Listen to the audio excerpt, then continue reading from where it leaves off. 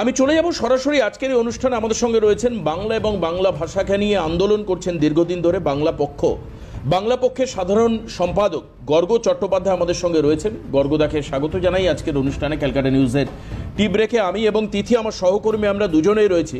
আমরা মূলত দুজনেই প্রোগ্রামে বসার আগে অত্যন্ত চিন্তিত ছিলাম বাস্তবটা কি, সত্যি কি বাংলা, বাঙালি এবং বাংলা ভাষা একটা চূড়ান্ত সংকটজনক পরিস্থিতির মধ্যে দিয়ে যাচ্ছে? আপনার অবজারভেশন কি বলবে, কি মনে হয় আপনার? প্রথম কথা আমি দেবাশিস বাবুকে ধন্যবাদ জানাবো যে উনি বাংলা ভাষা এবং এই বাংলা ভাষা বলে যে বাঙালি, তাদের সংকট যে অভিন্ন। একটা ভাষার আলাদা করে সংকট তৈরি হয় না যদি না সেই ভাষা যে জাতি বলে তার সংকট তৈরি হয়, তাই না? ফলে এটা শুধু ভাষা, বাংলা ভাষার সংকট, এটা একটা রাজনৈতিক বয়ান। আমরা একটু গভীরে ঢুকি বিষয়টা।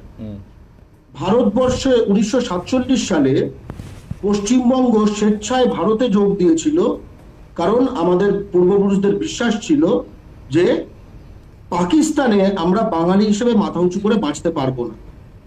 আজকে সুভাষচন্দ্র বসুর, ক্ষুদিরামের মানে বাঙালির রক্তে স্বাধীন করা ভারতে সেই সুভাষচন্দ্র বসুর এবং ক্ষুদিরাম বসুর মাতৃভাষা বললে বিদেশি বলে দাগানো হচ্ছে। আমাদের হুগলির দেবাশিস দাস, চুঁচুড়ার আমার নিজের জেলা, তাকে উড়িষ্যায় মানে করা হয়েছে। সুজন সরকার মুর্শিদাবাদের, তার উপর মানে নারকীয় অত্যাচার চালানো হয়েছে উড়িষ্যায়। আমরা দেখেছি মালদার আফরাজুল শেখ রাজস্থানে, তাকে পুড়িয়ে মারা হয়েছিল।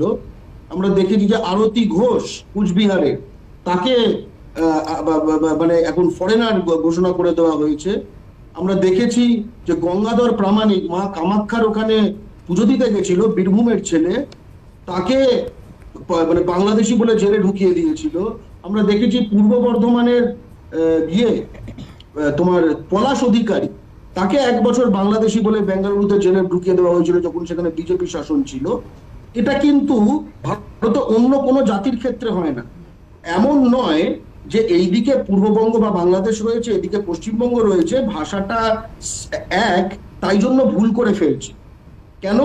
তার কারণটা হচ্ছে এই যে আজমাল কাসাব যে ঢুকেছিল, এ কিন্তু পাঞ্জাবি, পাকিস্তানের পাঞ্জাবি, যে জঙ্গি, ঠিক আছে? আমরা দেখেছি পুলওয়ামা হয়, আমরা দেখেছি যে বালাকোট হয়, তারপরে আমরা দেখেছি যে যে পহলগাম হয়। নিশ্চয়ই সেখানে ইনফিল্ট্রেশন হচ্ছে, তা না হলে এগুলো হতে পারে না। আমরা কি কোনো পাঞ্জাবিকে ধরে কখনো বলেছি যে পাকিস্তানি ভারতের যারা পাঞ্জাবি?